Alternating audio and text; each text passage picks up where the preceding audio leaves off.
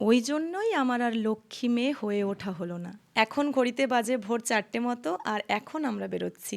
আমাদের বেরোনোর কথা ছিল 3টে নাগাদ, কিন্তু আমরা 1 ঘন্টা লেট করে ফেলেছি। এত ভোরে বেরোচ্ছি, আমি ভাবছি আমাদের চোর না ভেবে কেউ পিটিয়ে না দেয়। ও, তোমাদের তো বলাই হলো না যে আমরা কোথায় যাচ্ছি।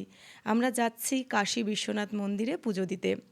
মন্দিরে নাকি সেই মাঝরাত থেকে লাইন দিতে হয়, তাও পুজো দিতে দিতে সেই 4-5 ঘন্টা লেগে যায়। তাই আমরা অনেক ভোরে ভোরেই বেরিয়ে পড়লাম। তাছাড়া এখন তো শ্রাবণ মাস চলছে, ভিড়টা আরও বাড়বে। যদিও আমরা একটু ভয়ে ভয়ে ছিলাম যে আদৌ পুজোটা আমরা আজকে দিতে পারবো তো। তো হ্যাঁ, আমরা শেষ পর্যন্ত পুজোটা ভালো করে দিতে পেরেছিলাম। আমাদের 4-5 ঘন্টা সময় না লাগলেও 3-3.5 ঘন্টা তো সময় লেগেছিলই। তারপর আমরা চলে এসেছিলাম বাড়িতে। তোমরা আমাকে অনেকেই কমেন্টে মাঝে মধ্যে লেখো যে দিদি তুমি খুব লক্ষ্মী।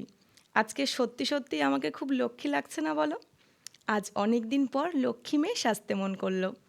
লুক ওয়াইজ আমি তোমাদের কাছে লক্ষ্মী মেয়ে হলেও ভেতর থেকে কিন্তু একদমই আমি লক্ষ্মী মেয়ে না। আসলে প্রথম প্রথম ভেবেছিলাম লক্ষ্মী মেয়েই হব, কিন্তু পরে ভাবলাম না, লক্ষ্মী মেয়ে হলে অনেক সমস্যা আছে।